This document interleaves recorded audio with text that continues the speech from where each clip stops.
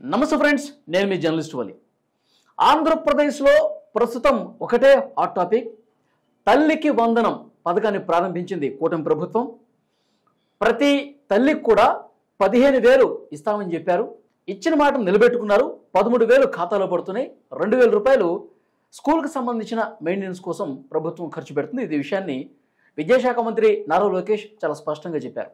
అయితే వైఎస్ఆర్ కాంగ్రెస్ పార్టీ ఆరోపణలు చేస్తూ ఉంది. 13,000 ఎందుకు ఇస్తున్నారు?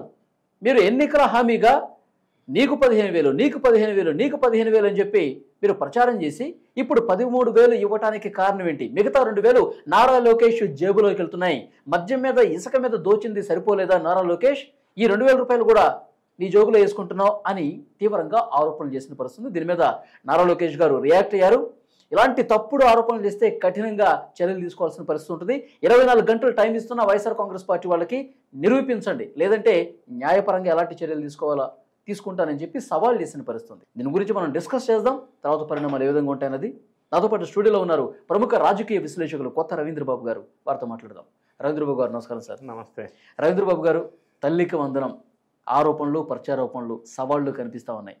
ఏం చెప్తారు? ఆంధ్రప్రదేశ్ రాష్ట్రంలో ఎన్డీఏ ప్రభుత్వం వాళ్ళు 1 సంవత్సర కాలం సక్సెస్ఫుల్గా పూర్తి చేసుకొని తొలి అడుగు వేళ, మహిళలంతా ఆనందంగా ఉన్న వేళ, మహిళలకి వందనం, నా అభినందన చందనం. ఈ అమ్మ ఒడి పథకం గతంలో ఉండింది. ఇప్పుడు వీళ్ళు తల్లికి వందనం పేరు మార్చారు. Scheme almost same. అయితే ఇప్పుడు జరుగుతున్న రచ్చ ఏంటంటే, ఏ కారణం లేకుండా ఎన్డీఏ ప్రభుత్వం వాళ్ళు ఇచ్చిన హామీలని సూపర్ 6 కావచ్చు, సూపర్ 7 కావచ్చు, ప్రయారిటీ ప్రకారంగా 1 సంవత్సరం లోపే అతి ప్రతిష్టాత్మకమైన తల్లికి వందనం అనే స్కీమ్ని ఇంప్లిమెంట్ చేయటం అనేది అభినందించవలసిన విషయం. ఎందుకు అంటే, ఒక్క వెల్ఫేర్ స్కీమ్ ఒక్క రోజులో 10,000 కోట్లు రిలీజ్ చేయటం అనేది ఒక చరిత్ర. రెండో అంశం, గతంలో వైఎస్ఆర్ కాంగ్రెస్ పార్టీ ఎలక్షన్కి ముందు భారతీయ రెడ్డి గారికి ప్రచారంలో దించి అమ్మ ఒడి పథకం కింద ఎంతమంది పిల్లలు ఉంటే వాళ్ళకి 15,000 అని ప్రామిస్ చేసిన ఆమె ప్రచారం చేసిన వీడియో ఇప్పుడు సోషల్ మీడియాలో ట్రోలింగ్ అవుతుంది. ఓకే. ఎలక్షన్ అయిన తర్వాత ఆయన ఇంట్లో ఒక స్టూడెంట్కి మాత్రమే సోకాల్డ్ 15,000 ఇచ్చారు అమ్మ ఒడి పథకం కింద. ఓకే. అందులో కూడా ఒక ఎలిజిబిలిటీ క్రైటీరియా ఫ్రేమ్ చేశారు. ఏ వెల్ఫేర్ స్కీమ్కైనా కండిషన్స్ అప్లై, ఎలిజిబిలిటీ ఉండవలసిందే. దాన్ని కూడా మనం కూడా తప్పు పెట్టక్కర్లా. వాళ్ళు కూడా ఇచ్చింది ఎంత? 13,000. రిమైనింగ్ 2,000 వైఎస్ఆర్ కాంగ్రెస్ పార్టీ వాళ్ళు స్కూల్ డెవలప్మెంట్ కోసం హెడ్ మాస్టర్ అకౌంట్లో వేశారు. 1,000 rupees for the development of the school, 1,000 rupees especially for the development of the toilets for the school. Okay. 13,000 plus 2,000. Okay. కానీ డిఫరెన్స్ ఏంటంటే, అక్కడ ఒక ఇంటిలో ఒక వ్యక్తికి ఇచ్చారు, ఒక స్టూడెంట్కి ఇచ్చారు, ఒక స్టూడెంట్కి. ఇప్పుడు ఎన్డీఏ ప్రభుత్వం వాళ్ళు గతంలో ప్రామిస్ చేసిన విధంగా ఎంతమంది పిల్లలుంటే అంతమందికి అన్న మాటను నిలబెట్టుకున్నారు. ఇప్పుడు వీళ్ళు ఇచ్చినందువల్ల 67,27,164 మందికి ఇచ్చారు. 164 అంటే ఎన్డీఏ సీట్లు కూడా అని అనుకోవచ్చు, కానీ ఇచ్చిన సంఖ్య చెప్తున్నాను. ఓకే. అదే గతంలో వైఎస్ఆర్ కాంగ్రెస్ పార్టీ వాళ్ళు 5,545 crores ఇన్వెస్ట్ చేస్తే పర్ ఇయర్ ఈ అమ్మఒడి సోకాల్డ్ తల్లికి వందనం స్కీమ్లో. ఓకే. ఇప్పుడు ఎన్డీఏ ప్రభుత్వం వాళ్ళు 8,745 crores, సుమారుగా 9,000 కోట్లు. అంటే వాళ్ళు ఇచ్చిన దానికంటే డబుల్ వీళ్ళు ఇచ్చారు. ఓకే. అందులో ప్రామిస్ చేసిన విధంగా ఎంతమంది పిల్లలు ఉంటే అంతమంది పిల్లలు. అంటే ఫర్ ఎగ్జాంపుల్, ఇప్పటివరకు డేటా సమాచారం ప్రకారం ఒక్క స్టూడెంట్ ఉన్న తల్లులు 18 లక్షల మంది, 2 స్టూడెంట్స్ ఉన్న తల్లులు 14 lakhs మంది, 3 నుంచి 4 స్టూడెంట్స్ అంటే పిల్లలు ఉన్న తల్లులు 2.5 lakhs. ఓకే. ఈ విధంగా డేటా ప్రకారంగా వాళ్ళు ఇచ్చిన దానికంటే డబుల్. అంటే 2 ఉంటే 26,000, 3 ఉంటే 59,000, ఇట్లా రకరకాల ఎక్కువ మొత్తంలో తల్లుల ఖాతాలో జమ అయింది. రెండోది సేమ్ 13,000. ఈ 2,000 రూపాయలు వీళ్ళు ఏం చేశారంటే, హెడ్ మాస్టర్ గారి అకౌంట్లో కాకుండా డిస్ట్రిక్ట్ కలెక్టర్ గారి అకౌంట్లో వేశారు. ఓకే. ఎందుకంటే district collector is the supreme authority for investing the fund for the purpose of school development. ఇది మోర్ అడ్మినిస్ట్రేటివ్ ప్రాసెస్లో స్ట్రెంథన్ చేయడంలో భాగంగా అక్కడ ఇచ్చారు. వాళ్ళు పెట్టిన ఎలిజిబిలిటీ సేమ్, వీళ్ళు ఇచ్చిన స్కీమ్ సేమ్. ఓకే. అటువంటప్పుడు వీళ్ళు బేస్లెస్ అలిగేషన్ ఏం చేస్తున్నారంటే ఆ 2,000 రూపాయలు లోకేష్ బాబు గారి జేబులోకి ఖాతాలోకి వెళ్ళి అని అంటున్నారు.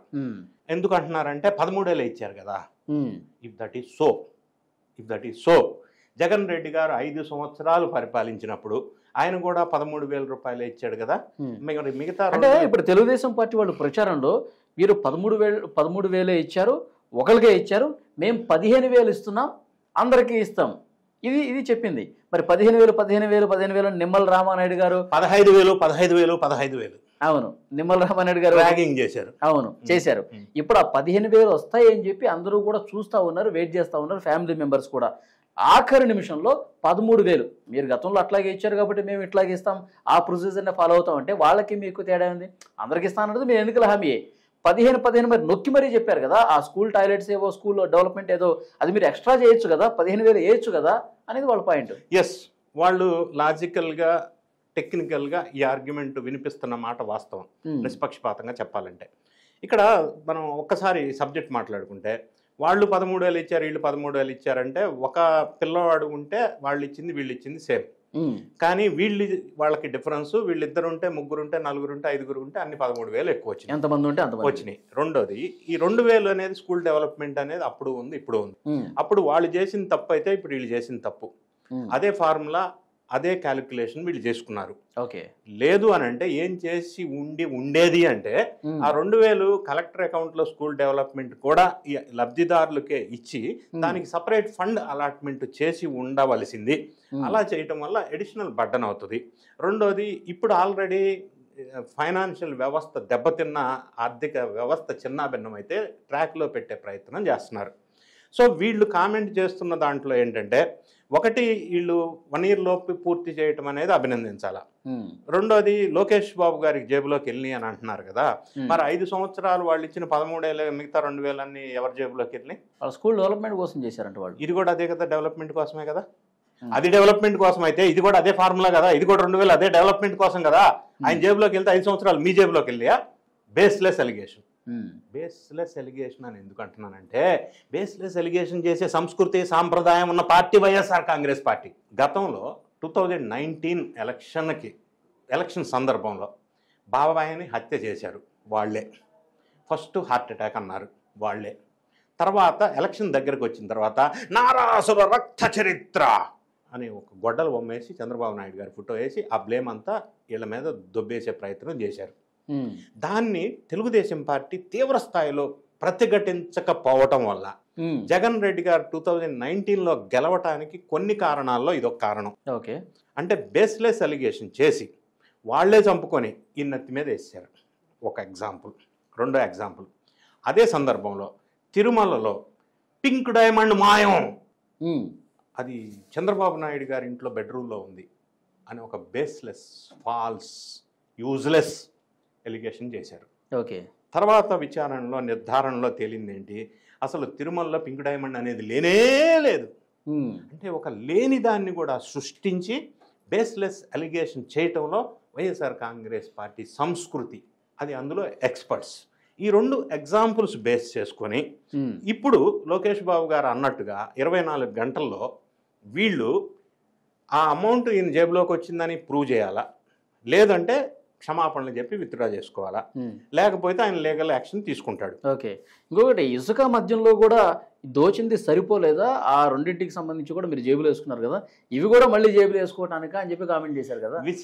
ఇసుక మద్యం, లేకపోతే ఈ వెల్ఫేర్ స్కీమ్, తల్లికి వందనం, వీళ్ళకి దగ్గర కాన్ఫిడెంట్గా డాక్యుమెంటరీ ఎవిడెన్స్ ఉంటే కేసు పెట్టి డాక్యుమెంట్ సబ్మిట్ చేసి విచారణ చేపించి నిగ్గు తేల్చేది ఉండే కదా.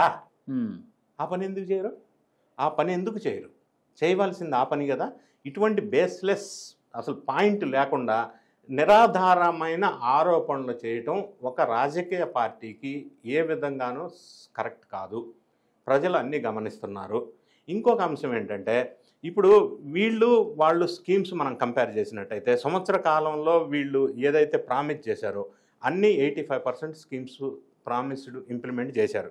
ఆర్థిక వ్యవస్థ సరిగా లేకపోయినా విధ్వంసమైన ఆర్థిక వ్యవస్థని ఘాట్లో పెడుతూ ఒకటి, రెండోది డెవలప్మెంట్ వెల్ఫేర్ స్కీమ్స్ ఇంతకుముందు ఎప్పుడూ లేనంతగా ముందుకెళ్తున్నాయి.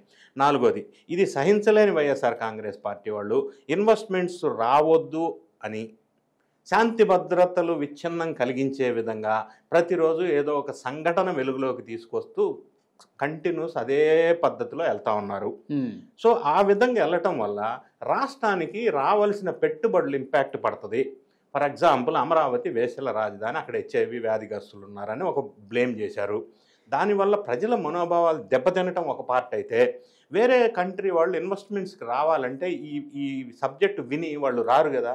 స్టేటు అభివృద్ధి కుంటుపడే విధంగా ఒక బాధ్యత కలిగిన పార్టీ బేస్లెస్ అలిగేషన్స్ చేయవచ్చునా?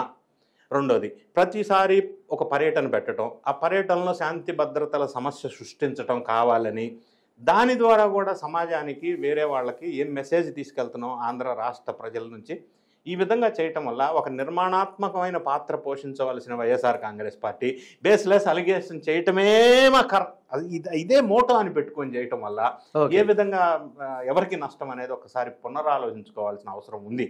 ఇప్పుడు వీళ్ళు రేపొద్దున మరి లోకేష్ బాబు గారు చేసిన సవాల్కి మేము ఇంతే మొదల నుంచి మా కల్చర్ ఇదే, మేము ఇట్లానే చేస్తూ ఉంటాం, గతంలో చాలాసార్లు చేశాం కదా అట్లానే చేశాము అని సమాధానం ఇస్తారా? లేదు. టెక్నికల్ ఎవిడెన్సెస్ అన్ని తీసుకెళ్ళి ఇదిగో విచారణ చేయండి అంటారా? అప్పుడు కడిగిన ముత్యం లాగా ఎవరు బయటకు వస్తారో తెలుస్తుంది.